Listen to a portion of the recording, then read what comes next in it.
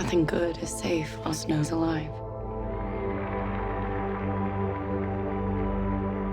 And I can't make another speech about it. Snow has to pay for what he's done. One way or another, this war is going to come to an end. There's only one thing you could do now to add more fire to this rebellion. We all have one enemy. He corrupts everyone and everything. He turns the best of us against each other. Tonight, turn your weapons to the Capitol.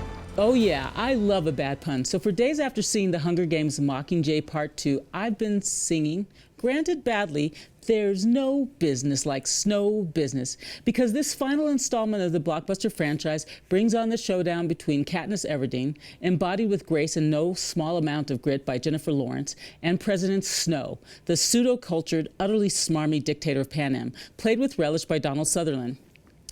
It's hard to recommend this sequel to those of you who have yet to see the previous 3 films. If you're in the mood, however, you can't go wrong with a binge. This one really drops us into the war story in progress. Those dark bruises on Katniss's neck, courtesy her beloved Peeta, who's been brainwashed by Snow. The bunker in District 13 she finds herself in, the headquarters of the rebellion, of course. Julianne Moore portrays rebel President Coin, who, with the aid of games maker Plutarch Heavensbee, our dearly departed Philip Seymour Hoffman, has her own notions of how to wage a revolution that can be televised. Finnick? Are you with us? Looks like it. That's a short honeymoon. Yeah, well, I guess we're gonna have to have one in the Capitol after we take it. Gather round. Squad 451, you're my unit. Lieutenant Jackson is my second in command. Each one of you is elite in some form of combat, but we are a non-combat unit, so we'll be following days behind the frontline troops. You're to be the on-screen faces of the invasion, the Star Squad.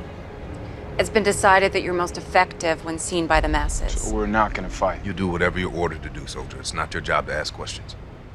Yes, sir. Even though we'll be working on abandoned streets miles behind the front lines, I guarantee you, wherever they put us, it will not be safe. This is a war zone. It is likely that we'll encounter both active pods and peacekeepers. You're considered high-value targets to the Capitol. Our unit has been given a hollow, a database that contains a detailed map of the Capitol and a list of every known pod. These pods can trigger anything from bombs to traps to mutts.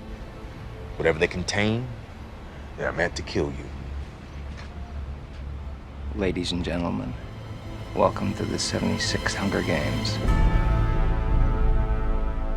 The final act of Mockingjay gives into a bit of action excess, but so much of the Riven world that Katniss inhabits is well rendered. The rubble and the ruin continue to be dismaying in a PG-13 appropriate way. This adaptation of Susan Collins' novels has been a class act in cinema from start to finale. Lawrence and her ensemble gathered around her. Josh Hutcherson, Jeffrey Wright, Elizabeth Banks, and Woody Harrelson have maneuvered the micro and the macro, the epic and the intimate, love of family and of community, as well as romantic love with a nimble balance. When they used the venom on me, they would show me pictures of my life. At first, they all blurred together, but now I can sort them out a little. Like the ones that they changed, they have this quality. It's like they're shiny. They've been glossed over. You should get some rest.